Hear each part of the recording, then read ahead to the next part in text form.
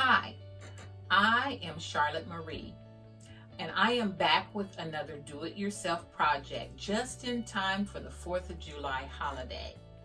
In today's project, I will be showing you how to make your very own public safety mask, just like the one that you see here.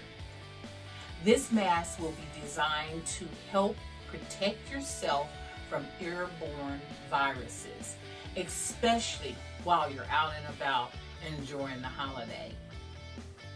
I will walk you through step by step all the way to the end of the project. So let's get started and have some fun in the process.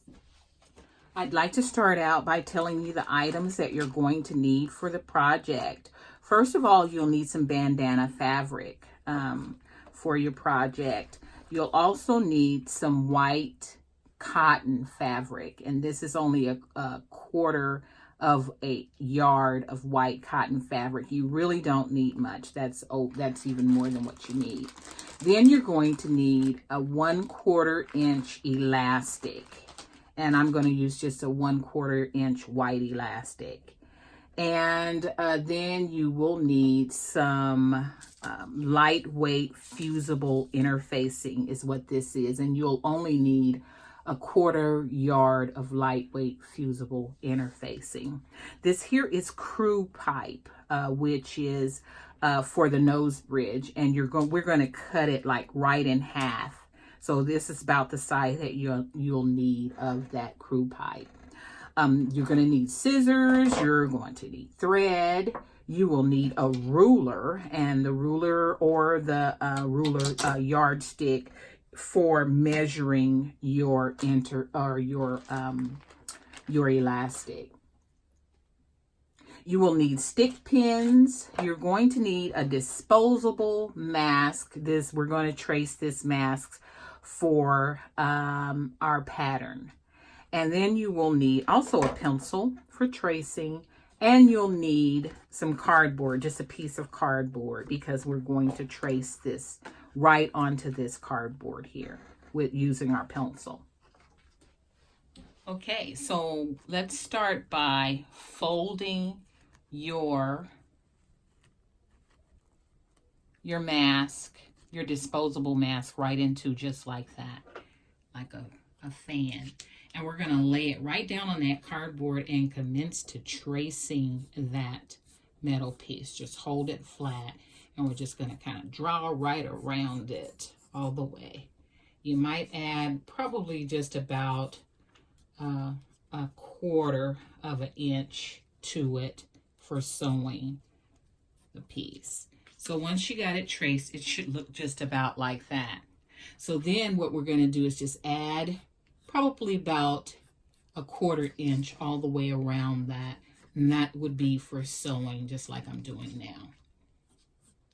Okay, just about like that. So just kind of draw it in. So, and that's just for your sewing. So your mask should look, your pattern should look just about like that once done. Okay, so I'm going to start out by putting right sides together of my fabric, I call it my fabric because it is, but it is if you're going to use bandana, you want to have it right sides together. And I'm just going to take my template and I'm going to set it right on there, probably about like that. So then I'm going to be able to cut 2 pieces. Okay, so to save myself some time, I'm going to fold my interfacing so that I'll have 2 pieces. I'll be able to cut 2 pieces of interfacing, about like that. That's plenty, looks like it'll be plenty. So I'm going to just cut that along with my fabric. Once I have my interfacing and my fabric piece, I'm just going to cut through all thickness.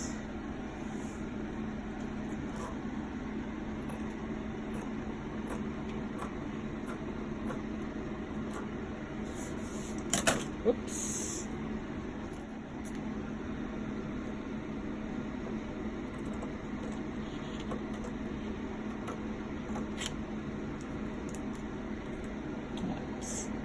It'd be a little hard to cut upside down, but just trying to make sure I hold it in place so it doesn't move.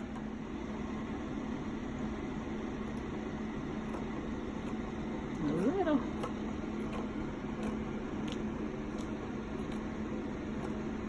There we go.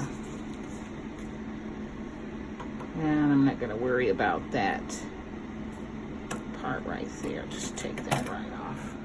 And I'm going to iron my interfacing right down on that wrong side of the fabric.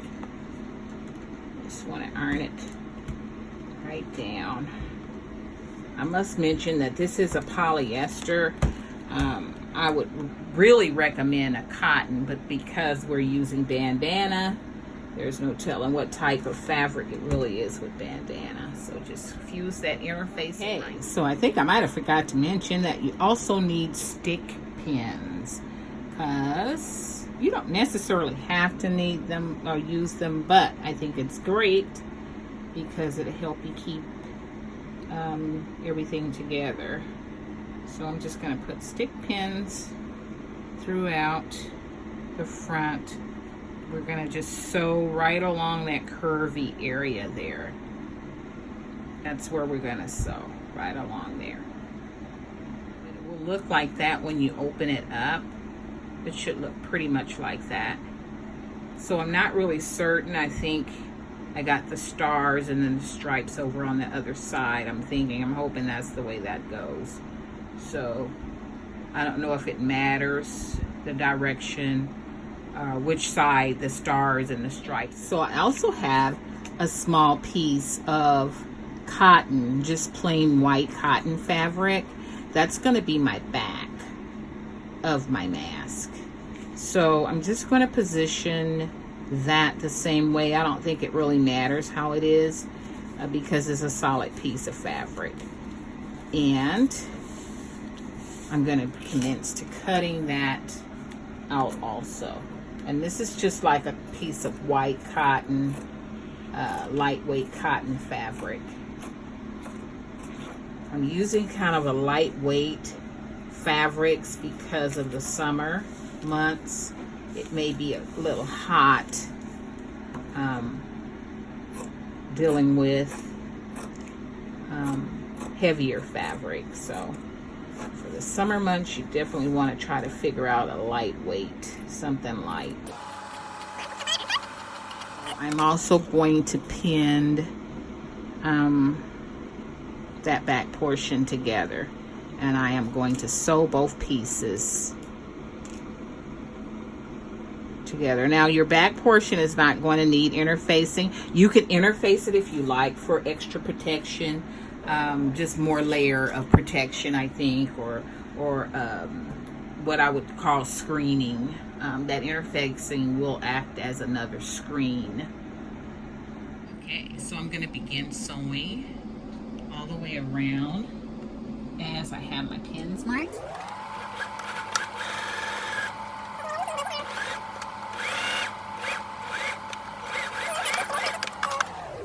Remove it. Cut the strands, your threads. Put your threads, and I'm going to do the back piece also.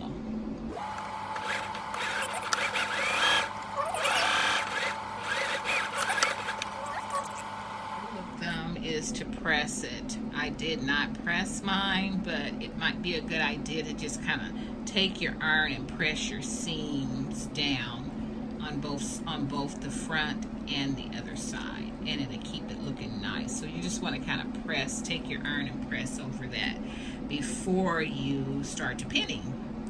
So, or you can wait like I'm gonna do and do it once it's all done. So just want to make sure your pins is in place all the way around, as you can see. Okay, so pressing is going to be a good idea to press your seam right down, as you can see, that seam to one side. so that it'll look real nice and professional. You want your mask to look real nice. So as you can see, I'm just kind of tapping that seam there as I'm pressing it down. Just about like that. So that your seam will stay to one side. And then you want to press the inside also. Open that inside portion up, and press that seam also. Right down.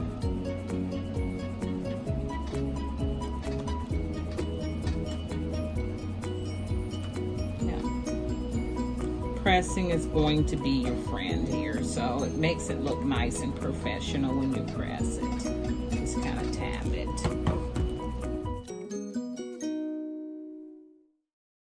We're going to take our pieces of elastic and we're going to pin the elastic just a little bit lower than the edge.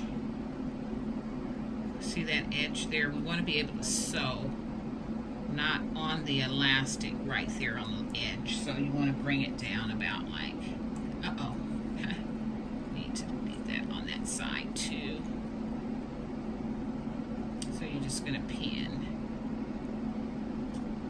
just about like that. And you're going to do the other side the same way. You want to bring it down a little lower than the top, so you don't sew. You need to have that opening there so you can sew. So just pin it in just like that. Once you have it pinned, then we're going to take our back piece. I just cut a piece of white cotton for my back piece. So you're going to put right sides together. You're going to open it up and you're going to lay that also right down. Remove those pins and put it just like that. And that's on all four corners. Just like that, so that your stick pins stay in there. There you go. And do the other side. Okay, so I'm going to start from my opening, from my pins that's turned that way, so I know where my opening is. So I'm just going to begin to stitch and back stitch so it locks it into place, and go all the way around.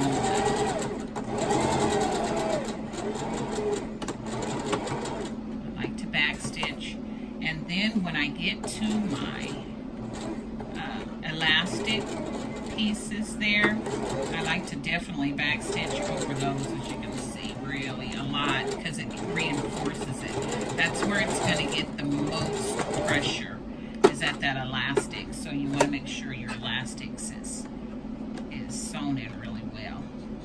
So I just like to back stitch 2 or 3 times on that elastic, and you just keep all the way around until you get it closed up. It's kind of almost like a pillow. I think I've shown how to put pillows together. So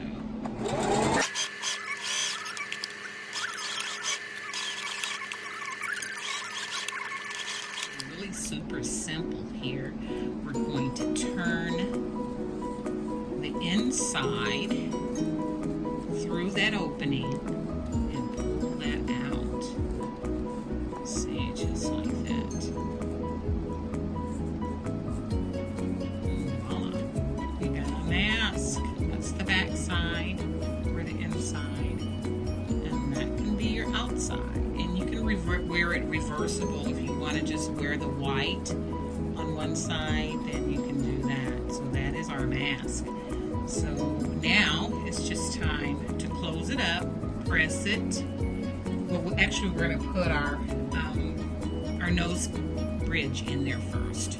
Okay, so for your nose bridge,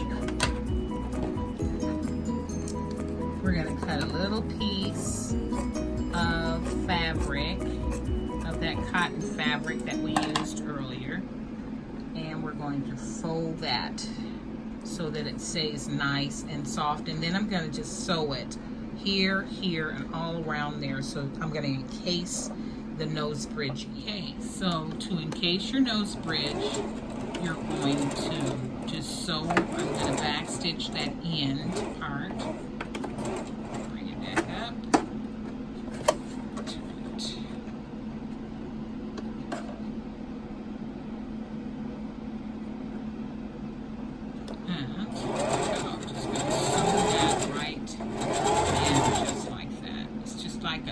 Casing is all we're doing, trying to make a casing for that bridge. So it gives you a little something to sew on the casing with. Because you can't sew on the metal pieces. That's actually metal. So, and I'm going to close this part up too, but I'm going to push it up a little bit. If I can, if I didn't sew it in. I should be able to push it in. There you go. So now I can close this part up.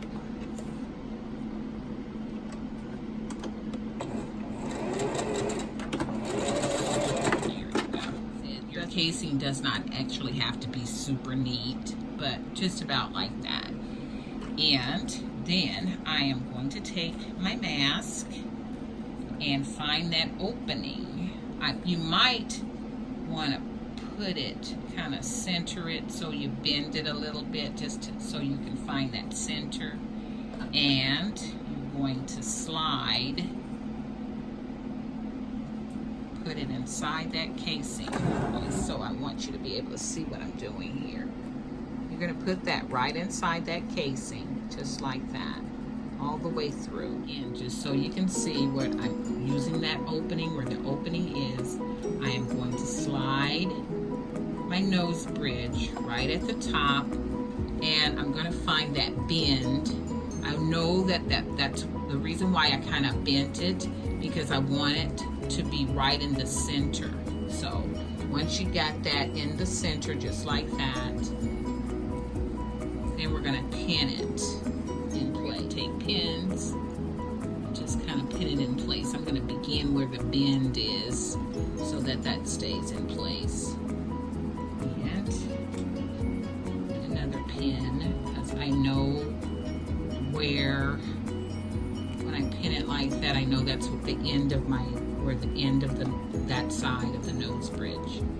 And as you can see, we still have that opening there. It's going to be just fine because we're going to close it right up.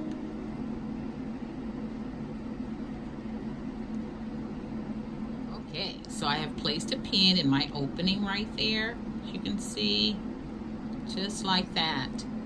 And so I got one in, show me where the pin, I got it at an angle, or up and down, running up and down, so that I know where to end, where I'm going to end it. So anyway, let's just commence to sewing it in now. So I'm going to work on the closing of it.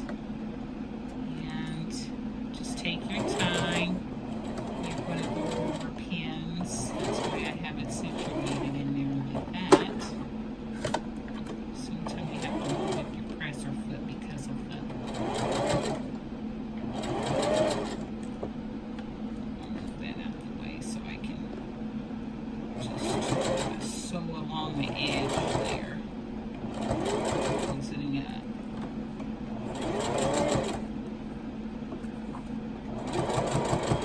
There you go.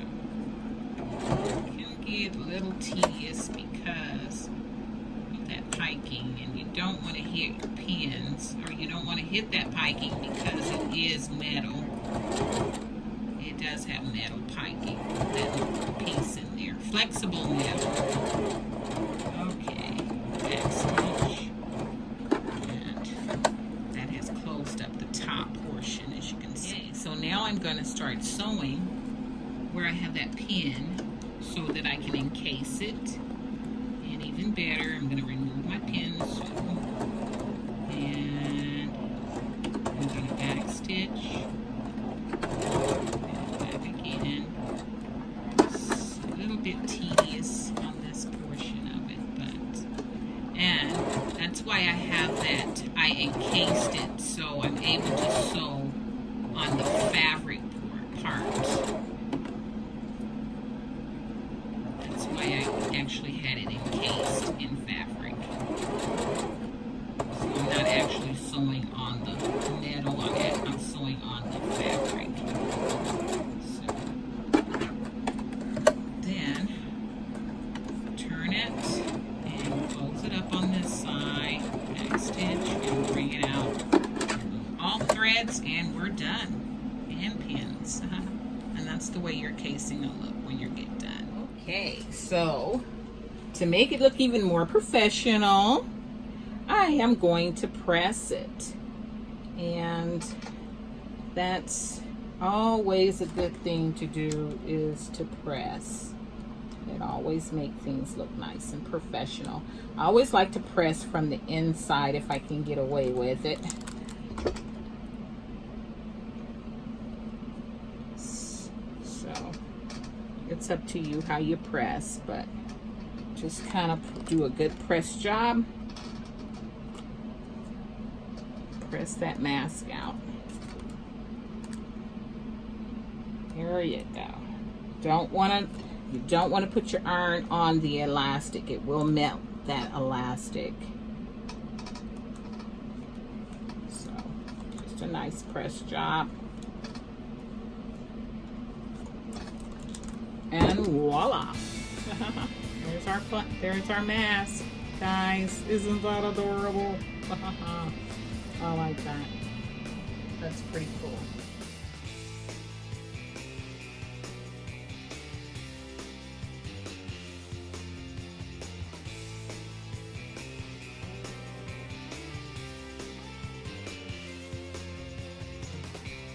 And don't forget to like and subscribe below for more future DIYs and goodies that you can find on my website as well at www.charlotteswebco.com.